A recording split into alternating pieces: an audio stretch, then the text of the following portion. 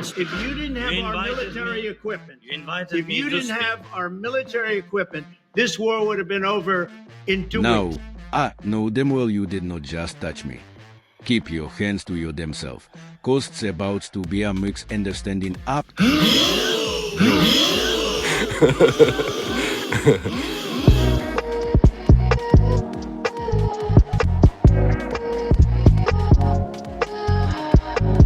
Welcome. I am Dena, and you are tuned into another discussion with Dena. Well. The boys are fighting. So is this what we are doing now in America? This public debacle has created quite the stir.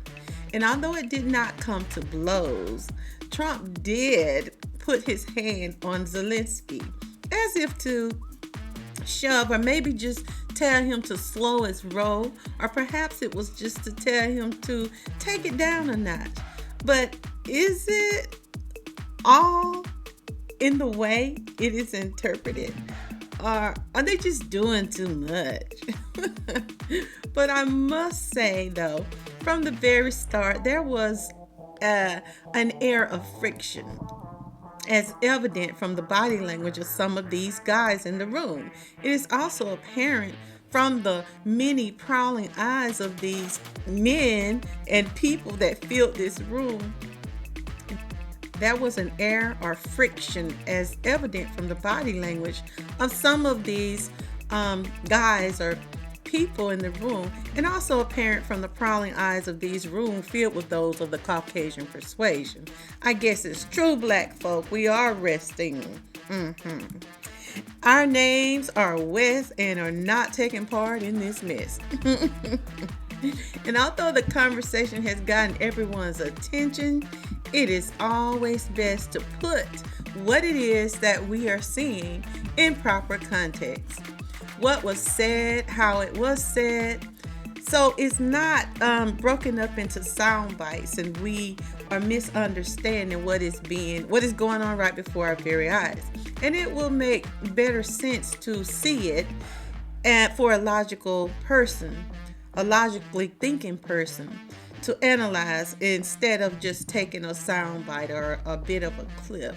So we have to take note of what we are seeing, as well as the body language and the demeanors in this conversation.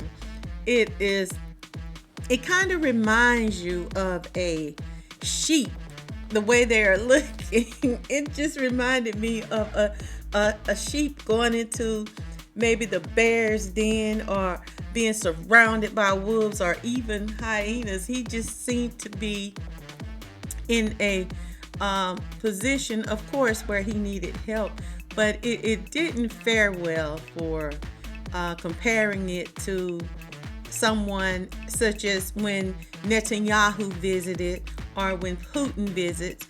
He just didn't seem like he was in his demeanor and the demeanor of the people around him. It just didn't seem equal. It didn't seem fair to begin with. And that's the manner of negotiation sometimes. But let's continue and take a look at what actually happened from the very beginning. Here we go. Well, thank you very much. It's an honor to have President Zelensky of Ukraine. And we've been working very hard, very close. So we've actually known each other for a long time. We've been dealing with each other for a long time and very well. We had a little negotiation spat, but that worked out great. I think for both countries, I think for the world, actually, beyond both countries. And we have something that is a very fair deal. And we look forward to getting in and digging and working and getting some of the rare earth. But it means we're going to be inside, and it's a big commitment from the United States, and we appreciate working with you very much.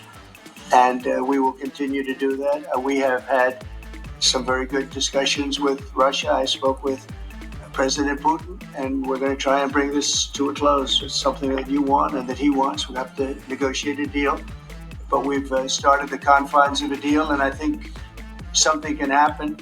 The big thing is the number of soldiers, mostly at this point, but soldiers being killed. They're losing thousands of soldiers. So on both sides, we're losing a lot of soldiers, and we want to see it stop. And we want to see the money get put to different kinds of use, like the rebuilding. And we're going to be working very hard. But we've had a lot of very good conversations. I will say until we came along, the Biden administration didn't speak to Russia whatsoever. They didn't speak to anybody. They just allowed this to continue. And I will say that, I'll say in front of you, you've heard me say it 1,000 times, if I were president, this war would have never happened. We would have had a deal negotiated for you without having to go through what you've gone through. But your soldiers have been unbelievably brave. We've given them great equipment, but somebody has to use the equipment. They've been unbelievably brave, and we give them great credit. This was supposed to be over very quickly, and here we are 3 years later.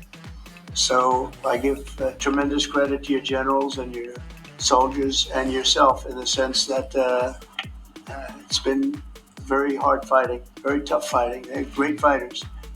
And you have to be very proud of them from that standpoint. But now we want to get it over with. It's enough, right? We want to get it over with. So it's an honor to have you here. Thank you very much for coming. We're going to sign the agreement at the conference in the East Room in a little while, right after lunch. And we'll be having lunch together. We're also discussing some other things. And we appreciate everybody being here. It's somewhat of an exciting moment, but the really exciting moment is when they stop the shooting or we end up with a deal. And I think we're fairly close to getting that. And an honor to have you. And please, I'd like to say something. Yeah, thank you so much, Mr. President. Thank you for your invitation.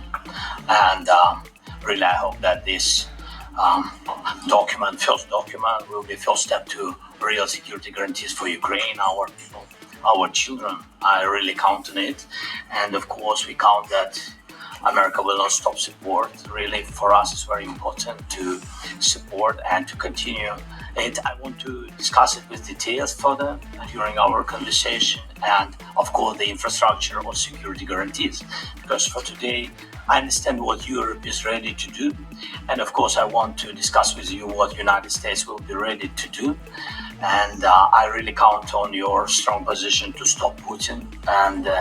And you said that enough with the war. I think that is very important, Ben, to say these words to Putin at the very beginning of war, because he is a killer and terrorist. But I hope that together we can stop him.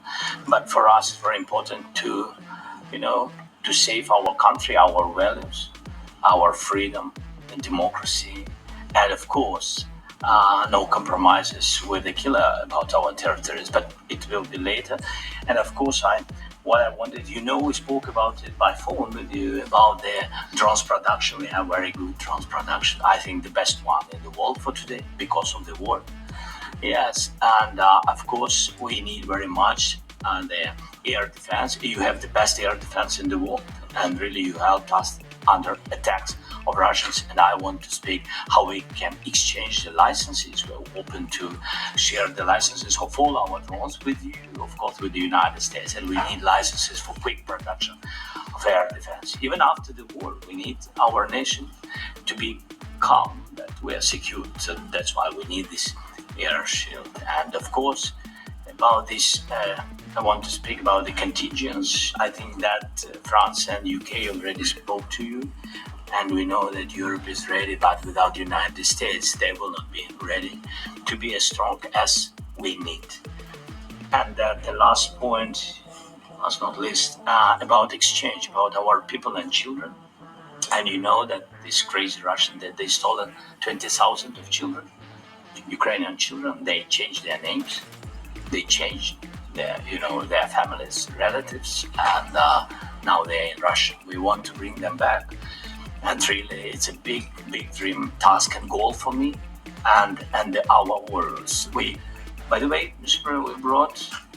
We released more than 4,000 warriors from Russian prison, but there are thousands more in the prison. I wanted to share with you some images, how it's just can I now? Yeah, Have I? please. Some minute, 1 minute, 1 minute. I just you to understand in what circumstances, in what situation they are, and what the attitude of Russia to our prisoners.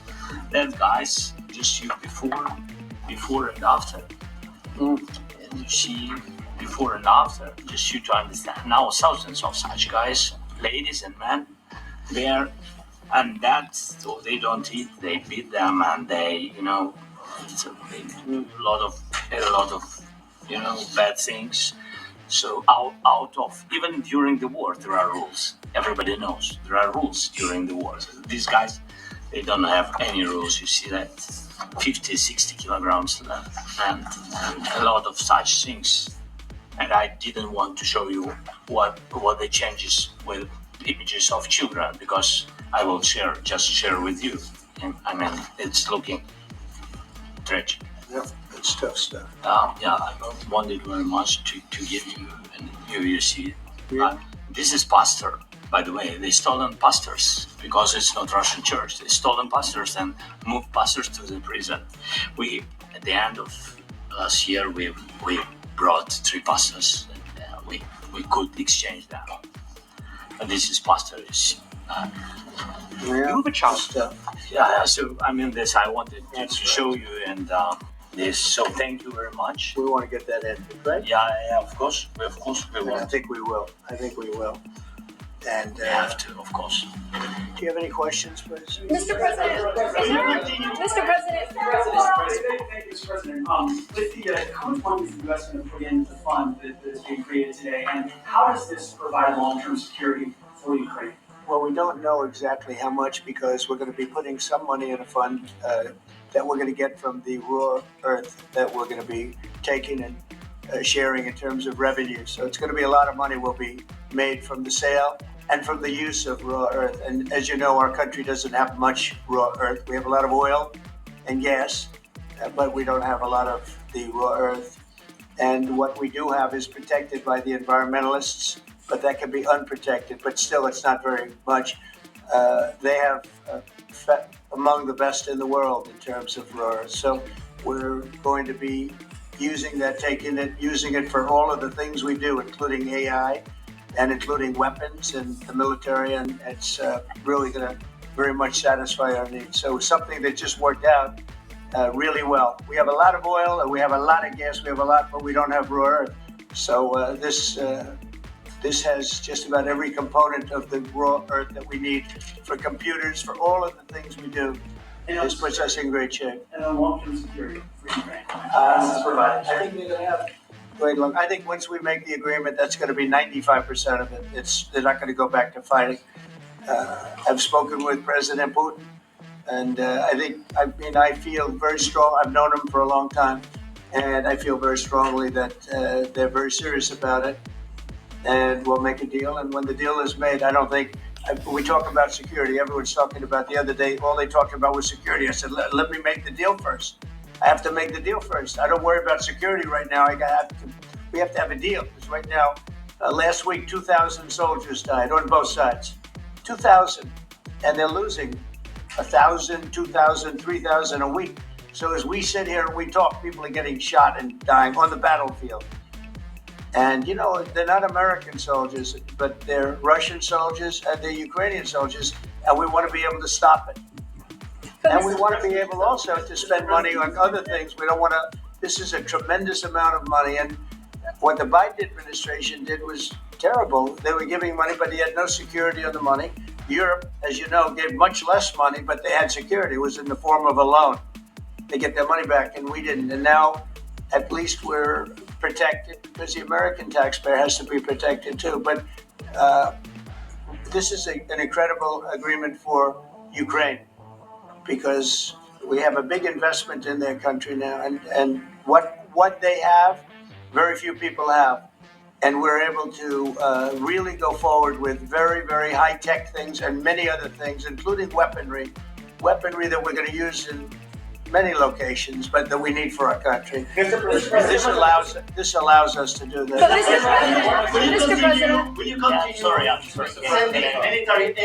go ahead, please. If I can just yes. in the document, there is one of the very important points. If we speak about business and investment, we never had LNG terminals in Ukraine. This document will open. I mean, the next document, but anyway, here we see in the framework, we see really goodwill for this. LNG terminals for us is very important, and I think for security of European continent. We have the biggest storage, gas storage. We have the biggest in Europe. Yes, said we can use it. Use it for LNG. We use it for LNG, and we will do it. And really, we can help Europe because Europe really helped. President Trump said that they made less support, but they have our friends and they are our very supportive partners. They really gave a lot, Mr. President. They did. They gave a lot, but they gave much less. No. Much less. No. No, not you. No. Okay. Okay. But Mr. President,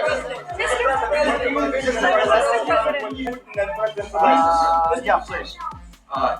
Mr. President Trump, you have repeatedly called the deal with Ukraine as a historical one. And as a president of the United States, you make historical decisions in other issues which affect America and other world. So, what place in the world history do you want to take? And do you associate yourself with any famous historical figures? Yeah, I'd say George Washington, Abraham Lincoln. I would say I'm far superior to George Washington and Abraham Lincoln. Now, you know I'm only kidding, right? Because when I say that, the fake news is going to go wild. They're going to say he considers himself to be better than Washington. But you never know. You never know. I don't compare myself to anybody. I'm here to do a job. We've had a great 35 days or whatever it might be, a month, a little more than a month. We've accomplished tremendous amounts. Not only this would be a very great achievement if we could get the war stopped and get them back to normalization. I think that's going to happen. We've had very good talks on both sides, as you know. But I think we've done a very good job, just generally. If you look at all of the things we've done in 30 days, they're saying there's never been a opening for a president. The first month, there's never been a first month like we've had. And this is one of the very important things. This, to me, is one of the most important things because we have tremendous death taking place as we speak. And I don't want to have that. Think of the parents. Whether they're in Russia or Ukraine, think of the parents of all these people being killed needlessly. They came to our territory. Should have never started. If I were president, this would have never started. Mr. President, Trump, will you continue sending military aid to Ukraine after the U.S. signs this agreement with Ukraine? Yeah, we're And the going to be question to continuing. President Zelensky: do you feel like the U.S. is on your side? That the President Trump is on your side at this moment?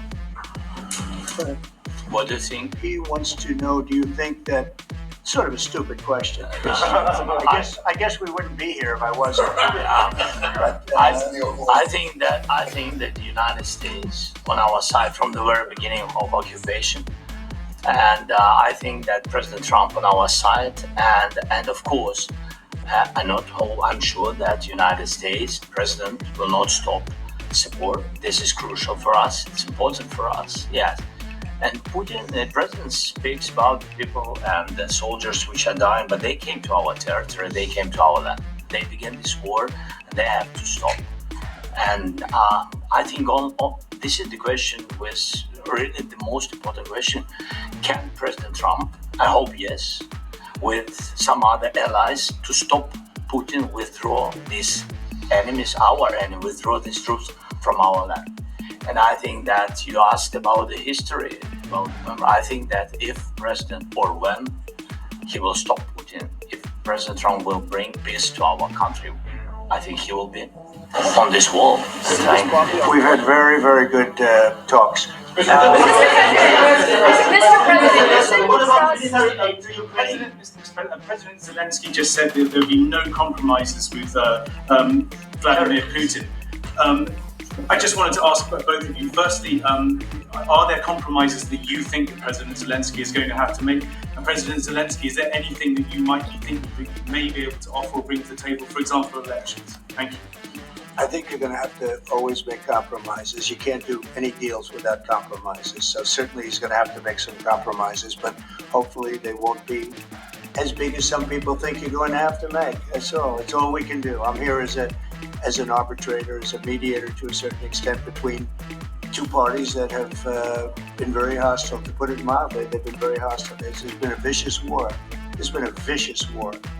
You know, it's a very level battlefield, and those bullets go out, and as I've said many times, we were talking about it with Pete, many times the only thing stopping those bullets is a human body.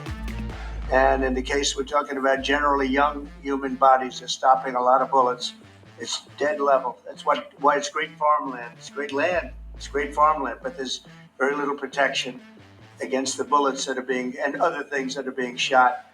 So all I can do is see if I can get everybody at the table and get an agreement. And I think we're going to end up with an agreement. Otherwise, I wouldn't probably be even here today. Will President Putin have to make compromises? Mr. President, I got two questions for you. You think ultimately your legacy will be the peacemaker and not the president that led this country into another war and ended foreign wars? And I've got a question. I hope it will. I mean, I hope I'm going to be remembered as a peacemaker. This would be a great thing if we could do this. I'm doing this to save lives more than anything else. Second is to save a lot of money, but I consider that to be far less important. So I hope I'm going to thank you, Brian, for that question. It was a nice question. I hope I'll be known and recognized as a peacemaker. This would be a great thing to solve. This is a very dangerous situation. You know, this could lead to a third world war. This was headed in the wrong direction. If this election were lost, if we didn't win this election, and we won it by a lot, that was a mandate. We won every swing state. We won the popular vote by millions and millions of votes. We won everything. The districts, you look at the areas of red, take a look at a map. This was a big mandate, and this was one of the things. I said, we're going to get this thing settled. If we didn't win, I think this could have very well ended up in a third world war, and that would not have been a good situation. What was your second question? My second question for President Zelensky. Why don't you wear a suit? Why don't you wear a suit? You're the highest level in this country's office, and you refuse to wear a suit. Just want to see if you own a suit? Yeah, you have problems. A lot of Americans have problems with you not Really? respecting. I don't have such. I will wear costume after this war will finish. Okay. Yes, maybe one, Maybe something like like yours. Yes, That'd be great. maybe something better. I don't know. We will see. Maybe something cheaper than Thank you. President Trump, you said yesterday, thank you, President Trump. You said yesterday that you had Are you going to send more arms to Ukraine in case there's no peace? Yeah, we're going to have arms to Ukraine, yeah, sure. Hopefully I won't have to send very much because hopefully we're going to have it finished. We're looking forward to finishing this quickly. We're not looking forward to sending a lot of arms. We're looking forward to getting the war finished so we can do other things. But we very much appreciate the agreement because we needed what they had, and we're treating, our country is now treated fairly. Biden didn't do that. He didn't know what the hell he was doing. This should have never happened. This should have never started. But, sure, the answer is yes, but hopefully we won't have to send much because I'm looking forward to getting it done quickly, very quickly. Does that mean you'll provide security guarantees, Mr. President? I don't want to talk about security yet because I want to get the deal done. You fall into the same trap like everybody else. 1 million times you say it over and over. I want to get the deal done. Security is so easy. That's about 2% of the problem. I'm not worried about security. I'm worried about getting the deal done. The security is the easy part. Security is very nice. Everybody stops shooting. And now will Europe put people there? I know France is going to. I know the UK is going to. I know other countries are going to, and they happen to be right next door.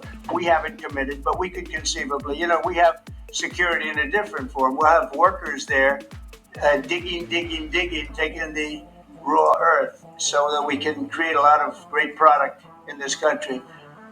So in that sense, you have something, but we haven't determined that yet. I will say, in speaking to France and in speaking to, and they were here, as you know, last week and just the other day, uh, they have committed to a lot of security. I don't think you're going to need much security. I think once this deal gets done, it's over. Russia's not going to want to go back, and nobody's going to want to go back. President When Zelensky is shaking when his this head deal no. ends, I really Mr. President. believe this deal is going to be over.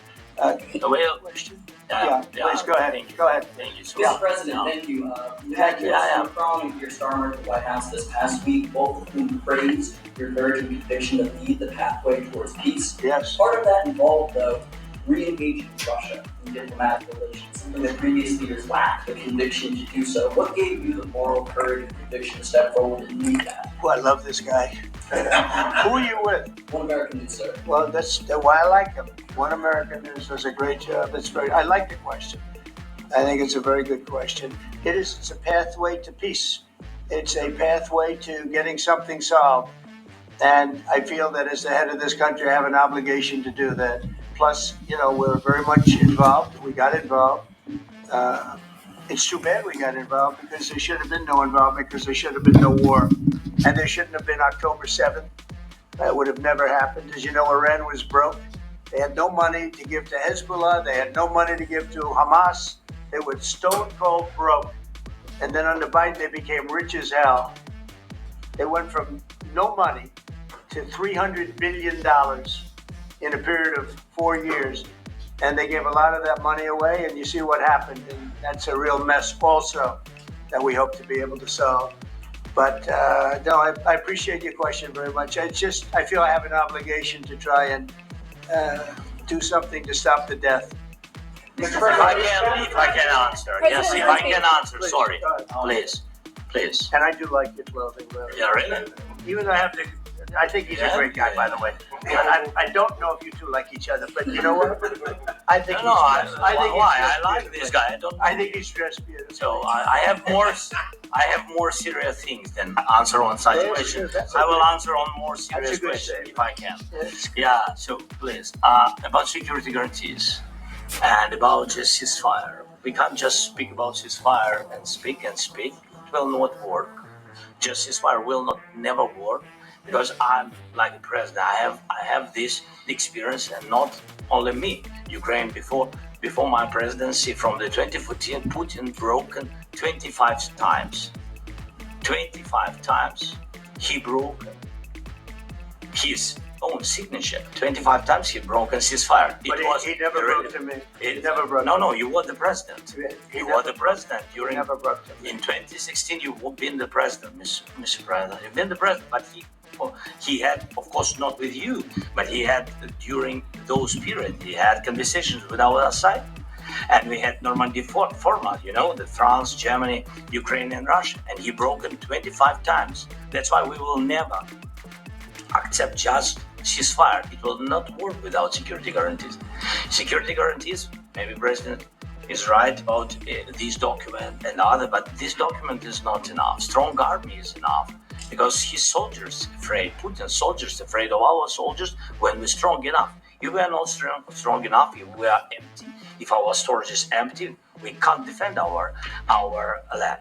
Today, he knows that we have all the world knows that we have meeting. Yes, why he's using ballistic?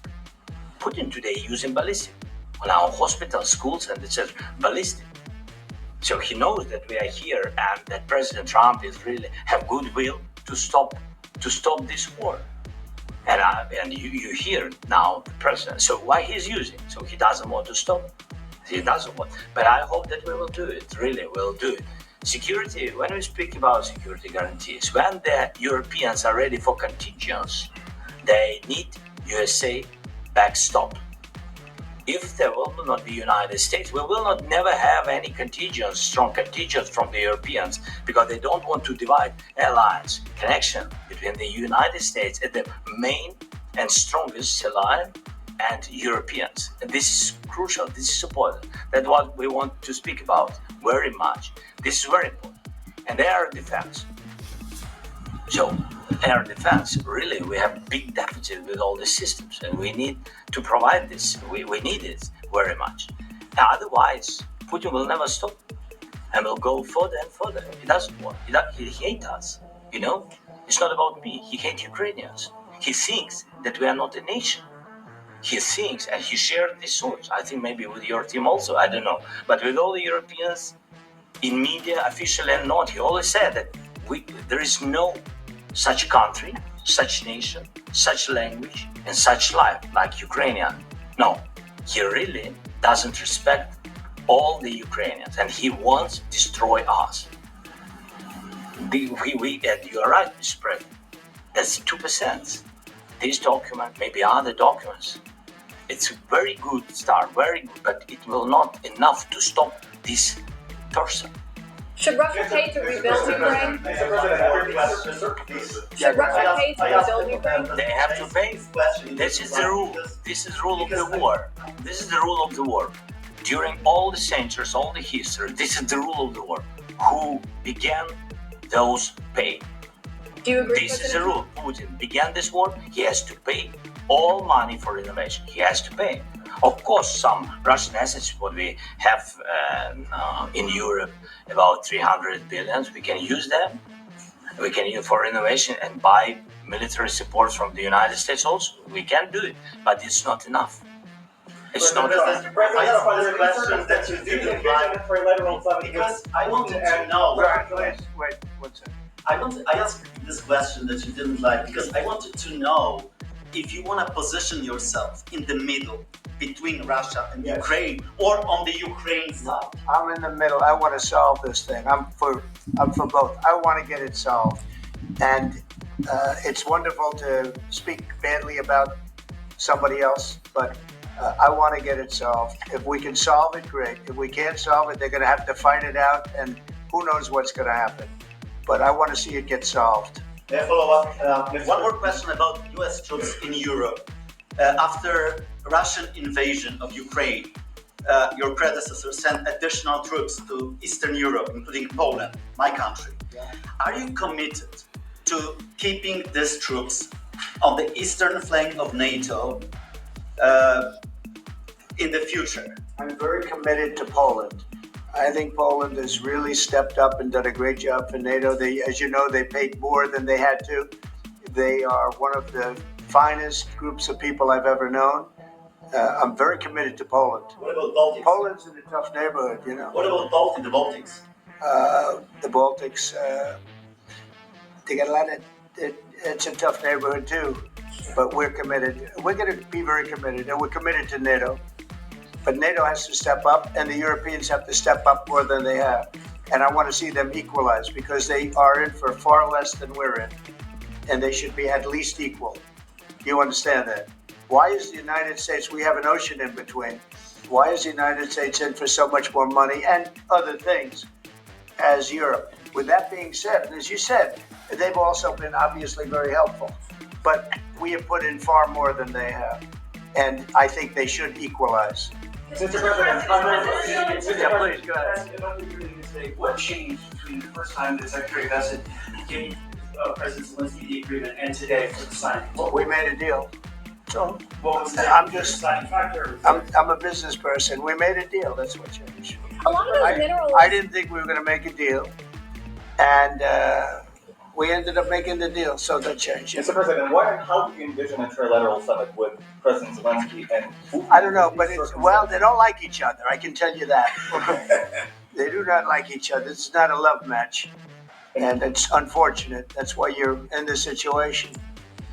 The United States should not have allowed this to happen.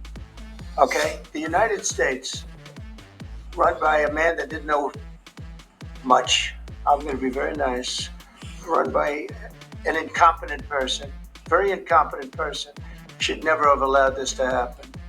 I've stopped wars. I've stopped many wars. My people will tell you, I stopped wars that nobody ever heard about. I stopped wars before they ever started. You can look at some of, I could give you a lot of nations that would tell you right now they were probably going to war. I can tell you right now there's a nation thinking about going to war on something that nobody in this room has ever even heard about. Two smaller nations, but big, still big. And I think I've stopped it. But this should have never happened. Sorry, just a second. about any negotiations. First of all, I want really to tell you, and I think that everybody understands that Ukraine, more than Ukrainians, nobody wants to stop this war. But in the future, any negotiations, it's understandable that two sides of the war, not Russia and the United States, because this is not a war between Russia and the United States. This is war of Russia against Ukraine and Ukrainian people. So these two sides will be at the will be at the negotiation table. Then of course United States, like the strongest partner of the Ukraine, and of course Europe. I think Europe is very important. I want to speak about it with the president. Yes, Europe is very important for us because we really defend Europe for today. All Europeans really recognize that we are defending life and they have real life and our people are dying. That's why they helped us. And also it's about the NATO. Yes, between, like the president said, you have big, nice ocean. Yes, between us. But if we will not stay, Russia will go further to Baltics and to Poland, by the way. But first to the Baltics. It's understandable for them because they've been in the USSR. You know, they've been one of the republics of the USSR, and Putin wants to bring them back to his empire. It's a fact. And when he will go there, if we will not stay, you will fight. Your American soldiers. It doesn't matter. Do you have ocean or not? Your soldiers will fight. Mr. President, would you be willing to visit Ukraine, Kyiv or Odessa, which is going to be a very year of the Black Sea? It was my question. I'm sorry. I don't want to talk about Odessa now. Let's not talk about Odessa. I want to talk about making a deal, getting peace. We don't have to talk about Odessa, but a lot of cities have been destroyed. A lot of cities that are not recognizable. There's not a building standing. No, and a lot of things have to happen. You have to come and to look. No. We have very good cities. Yes, a lot of things have been destroyed, but mostly cities alive and people work and children go to school. Sometimes it's very difficult. Sometimes closer to front line, children have to go to underground schools or online, but we live. Ukraine is fighting and Ukraine lives. This is very important. And maybe it's Putin is sharing this information that he destroyed us. But he lost 700,000 people, 700,000 soldiers. He lost everything. Yes. So, Mr. President, Mr. President, on the minerals field, Mr. President, when did you last speak with President Putin, and what did he say that A couple of days ago. and what did he tell you that gave you the assurance that he wanted you to peace? If a man That's what I do. My whole life is deals. I know pretty good. And I've known him for a long time. I've dealt with him for a long time. He had to suffer through the Russia hoax. You know, Russia was a hoax. It was all Biden. It was nothing to do with him. So he had to suffer through that, and he was able to do that. I think that he wants to make a deal, and he'd like to see it end. That's all I do. That's what I do. My whole life, that's what I do is make deals. And I'm in the middle of a mess because this is a real mess. It's a very dangerous one. If this doesn't get solved now, it's not going to get solved for a long time. So I hope we're going to get it solved. In the back, please. Thank you, Mr. President. Prime Minister Starmer claimed repeatedly that his government believes in free speech and was not engaged in censorship. But his country's government arrests people for memes and thought crimes, and even more worrisome is pressuring American companies to censor Americans on its behalf. How can he be a reliable, trustworthy partner when he says things that are demonstrably false on such an important topic? Well, we actually spoke to him about that yesterday, and we thought they took it very, very much too far. JD was very strong on it. So was I. So was Marco. And we've been speaking to him about it. Marco, would you like to say something about it? We have concerns, obviously, with the conduct of those, particularly as it impacts Americans. And there's real concern that American speech, which is online, could fall into the hands of the British or any country's jurisdiction. And so this is a point the Vice President made at Munich, and I think it's a very compelling one that what unites us with Europe, as much as anything else, is these shared values, and one of them being free speech. And so if Americans are threatened by it, we're going to need to take action in that regard. It's actually a very important question. We spoke about this in detail with the Prime Minister, the Foreign Secretary, and others at lunch yesterday. And I know that Secretary of Commerce Lutnick followed up in private meetings last night. This is really important. We believe Americans have the right to speak their mind, even if we in this room disagree with them. They have the right to speak their mind in the public square, which is often online these days.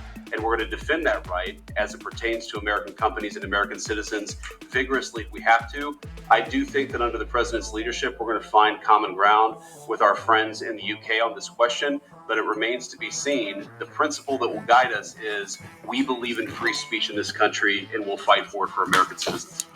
Mr. President, oil and gas component to the deal? Is it all critical? A little bit. We'll see. On LNG? But we're not really looking for that so much. We get a lot. We have more than anybody in the world, by far. So no, we're not talking about it too much, but a little bit. I think it affects also, but for the most part, no. And sir, is there any agreement from Ukraine to purchase U.S. LNG as part of the deal, or is that on the table? No. We don't need that. Some of those minerals are in the east, Mr. President. You just mentioned that you'd spoken to Vladimir Putin a couple of days ago. Just to be clear, that's a new call, not the one that you were I've spoken to him on numerous occasions. Okay. How was the latest call? What did you discuss? How did it go? Are you serious with that question? I am. I'd love to know. It went well. I think we're going to have a deal.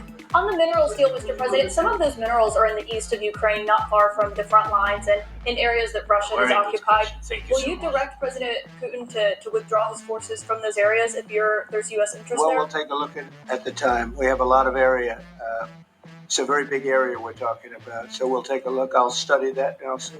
And who would protect those minerals if they are U.S. interests? Would that be Ukrainian They'll forces, be protected. European The agreement forces? will protect them. U.S. The forces? agreement, yeah, we're signing an agreement. Right, but what if Russia tries to invade or there's Russian aggression in those spots? I just told you I don't think that's going to happen. And if that were going to happen, I wouldn't make a deal. If I thought that was going to happen, I wouldn't make a deal. Some people may wonder why. You know, they ought to focus on CNN on survival, not asking me these ridiculous questions. Why are you confident that Putin won't Focus on surviving, because CNN's got such low ratings. I don't think they're going to survive. People Let's ask why go. you have confidence Putin won't violate the deal. I already mentioned Poland. Poland was under Russian control for decades after the Second World War. When I was a kid, I looked at the United States not only as a most powerful country, richest country in the world, the country that has great music, great movies, great muscle cars, but also as a force for good. And now I'm talking with my friends in Poland, and they are worried that you align yourself too much with Putin. What's your message for them? Well, if I didn't align myself with both of them, you'd never have a deal. You want me to say really terrible things about Putin and then say, "Hi, Vladimir, how are we doing on the deal?" That doesn't work that way. I'm not aligned with Putin. I'm not aligned with anybody. I'm aligned with the United States of America and for the good of the world. I'm aligned with the world, and I want to get this thing over with. You see the hatred he's got for Putin. It's very tough for me to make a deal with that kind of hate. He's got tremendous hatred, and I understand that, but I can tell you the other side isn't exactly in love with, him either. So it's not a question of alignment. I'm aligned with the world. I want to get the thing set. I'm aligned with Europe. I want to see if we can get this thing done. You want me to be tough? I could be tougher than any human being you've ever seen. I'd be so tough. But you're never going to get a deal that way. So that's the way it goes. All right, one more question. I want to respond to this. So look, for 4 years in the United States of America, we had a president who stood up at press conferences and talked tough about Vladimir Putin, and then Putin invaded Ukraine and destroyed a significant chunk of the country. The path to peace and the path to prosperity is maybe engaging in diplomacy. We tried the pathway of Joe Biden of thumping our chest and pretending that the president of the United States' words mattered more than the president of the United States' actions. What makes America a good country is America engaging in diplomacy. That's what President Trump is doing. Can I ask you? Sure. Yeah? Yeah. Okay. So he occupied our big parts of Ukraine, part of East and Crimea. So he occupied it on 2014. No, look. So during a lot of years, so I'm not speaking about just Biden, but those time was Obama, then President Obama, then President Trump, then President Biden, now President Trump, and God bless, now President Trump will stop him. But during 2014, nobody stopped him. He just occupied and took. He killed people. You know what the contact 2015.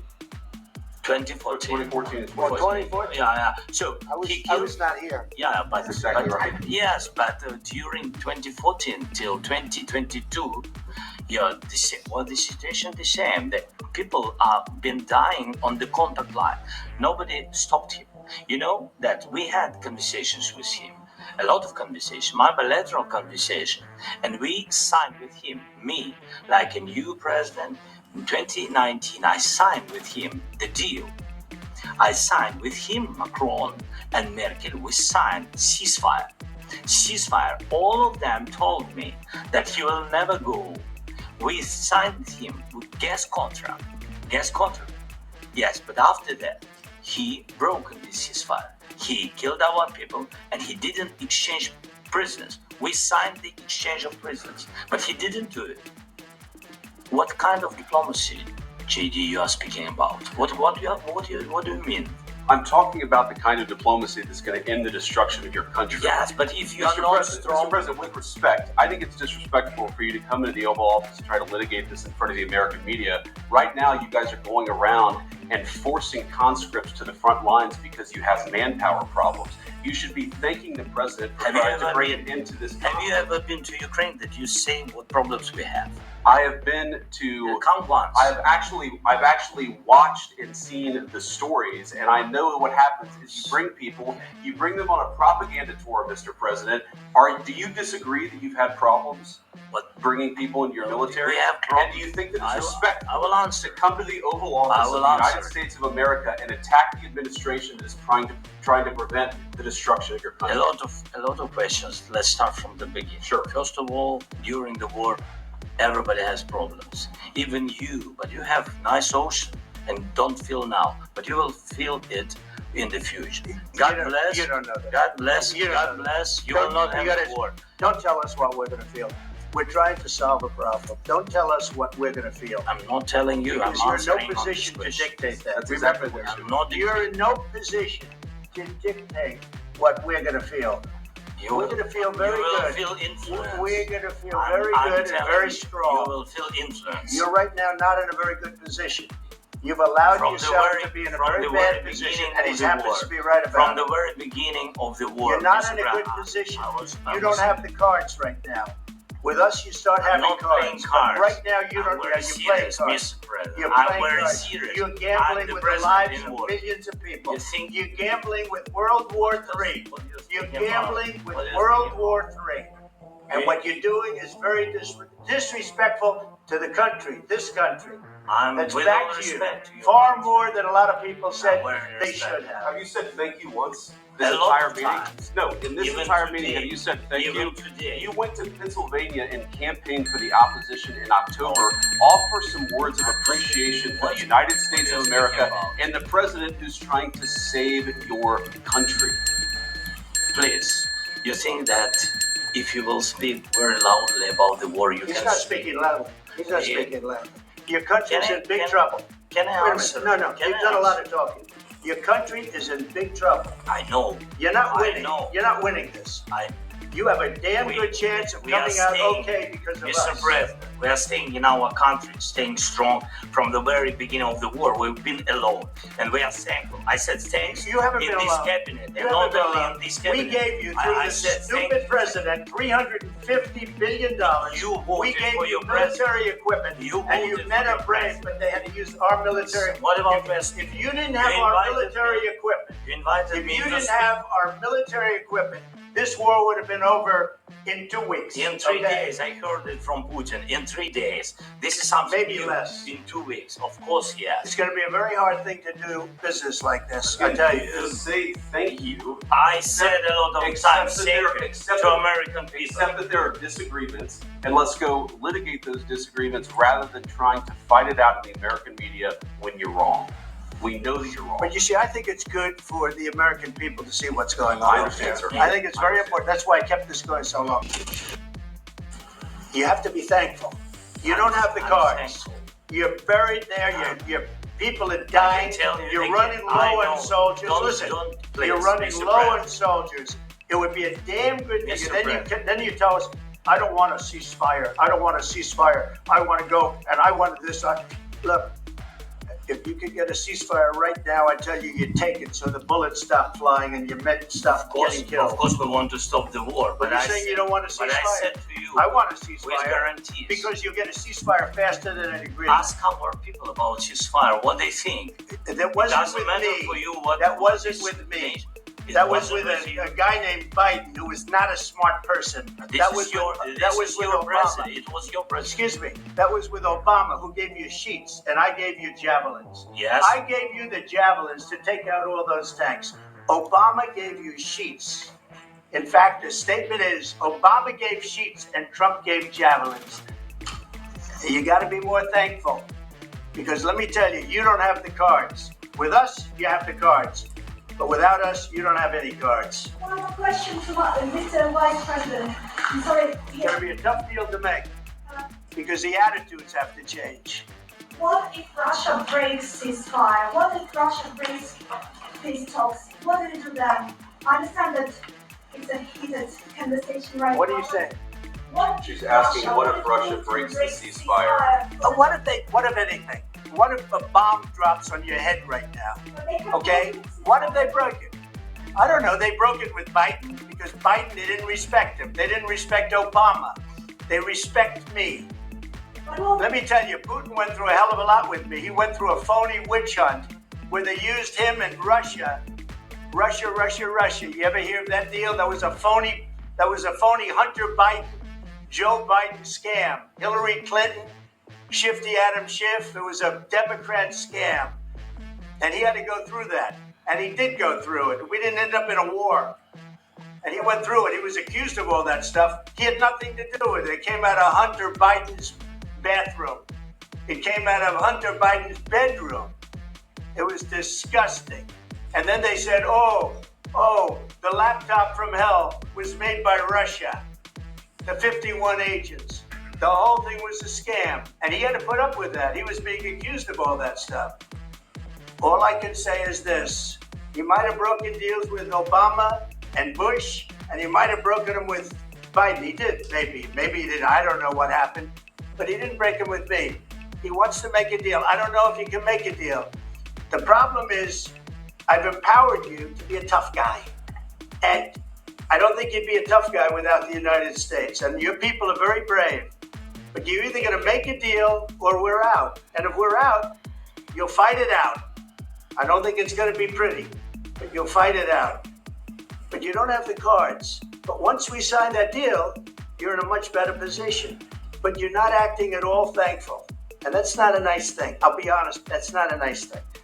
All right, I think we've seen enough. What do you think? What's this negotiation going to look like? This is going to be great television, I will say that. All right, we'll see what we can do about what You see, sometimes you have to hear things in full context to get an understanding or a better understanding for yourself. And when you look at it or hear it in full context, it kind of changes what it is that you saw, that little snippet. It makes sense to you. Now, we have to remember that President Volodymyr Zelensky came there because he is in battle for his country and the people within it. He doesn't want it to be overtaken, and to ask others that have power here as well as in Europe for help. Not just a ceasefire, but he wants a permanent end to what is happening and what keeps happening with him and Russia, which is understandable. Now, I don't claim to understand all of the ins and outs of these affairs because much of it is not presented to us. When we see the ice, it's usually just the tip of an iceberg. So Much is kept from the American public, and we are just not aware of some of the dirty dealings that go on in the back rooms. We don't know all of the detail. We're just not privy to all of it. So I really have no dog in this fight. I'm just a human being, and you don't like to see people losing their lives. I do, however, understand that the military units that are deployed may be filled with people that I do care about and do not want to see them put in harm's way under any of these circumstances, because that is usually what happens when you're dealing with these people who reign or have this type of power, especially when it comes to carrying out orders from power-hungry Caucasian men with insatiable appetites for resources, wealth, and an undying yearning to control the world and all the people in it, and usually by any means necessary. That means your child or mine. So we have to be aware of what is going on so that we can make decisions about what we see. We have to have a better understanding. Sometimes clips don't give you the full story, and I like to hear it. It's a little long, but I like to hear it from the beginning so I can make my own decision. Now, the Trump administration is not under any real pressure at all, as we can see, to deal with Zelensky or to help him, and that's why they're bold enough to say the things that they are saying, because they know he is the one in need at this time of assistance. So there is a clear imbalance of power. They know he desperately needs help to save his country, so they dealt with him on that level, and that's usually how people deal with you. And evidently there is some leftover antagonism for Zelensky as a result of his interaction with the previous administration, as JD brought up and hinted to, and knowing that he wanted Kamala to win the presidency. Now, JD seems to have been waiting to say and respond as he did. It's like he wanted this. He had to let it out. Who knows? Perhaps this was all a part of a pre-planned public opportunity to do and exhibit the behavior that we witnessed. You really can't say for sure nowadays. Like Trump said himself, it makes for good TV. But for who or whom does it make good TV? Because these are lives that are affected by this. It would have served them all better to conduct such a meeting and rhetoric behind closed doors, in my opinion. But what do I know? What I do know is that while these people play tit for tat and use the media to push propaganda and demonstrate that mine is bigger than yours, that notion, there are others that are suffering, and there are people that are losing their lives on a daily basis due to this greed and this insatiable appetite for power, this arrogance and ego. And it's just a few power-hungry, imprudent blokes that are out here always talking war, planning war, and about war, but they are never the ones that are actually fighting. So to hear questions regarding his attire, I'm like, really? This man fighting to save his country and you're worrying about his attire? Yes, he can put on a suit later. He can go find a suit and speak with you. And I don't say that under certain circumstances you should not dress appropriate, but at this point it just seemed oblivious to focus on his attire at that time. But this is how some men think. I know men, we don't think the same way. I'm concerned about saving my country. I can dress up later. Come dress in a suit like us is what they were concerned about. And perhaps we can take you serious. Really, men? We don't like that you were not dressed appropriate when you came to us. Have you seen him in other pictures with other leaders? He's often dressed that way. Not that he doesn't wear suits, and that's his choice, and maybe should have asked him some more details as to why, because I did read the reason why he dressed the way he do, but whatever. But we feel some kind of way. They obviously felt some kind of way about his attire. And undoubtedly, they wanted to make it publicly known. It just didn't make a difference to me. It gives, I don't know, worrying about the wrong thing at the wrong time to me. But of course, the resources is something that America seemed more concerned with. And understandably so, because that is a lot of money to give to that country. But one thing that I have learned, when they give it, they will take it away. But I could understand Zelensky wanting something concrete. You're tired of fighting every few years to try to keep what you say is yours or prevent somebody else from getting it. That's the only way that I'm looking at it. And I heard Trump talk about the resources and signing that document, but I never heard him say that actual support. He said they may provide some support eventually. He said it wasn't a problem. That's like 2% of the issue, he said. But don't get me wrong, I really have no dog in this fight because I am well aware of how sad Ukrainians have expressed their disdain for the original man and woman. But all of these people's life being devastated by war and the talk of war, it is something that you ponder about. But let me know, what do you think about this debacle? Do you think it was all for show? And what do you think will be the result of this public exchange? How do you think it will end? What do you think they should do? Subscribe and leave me your comments. And join me next time for another discussion with Dena. Ta-ta! This concludes your daily discussions with Dena. Join us Monday through Friday at 12:30 p.m. Like, share, subscribe, and leave a comment.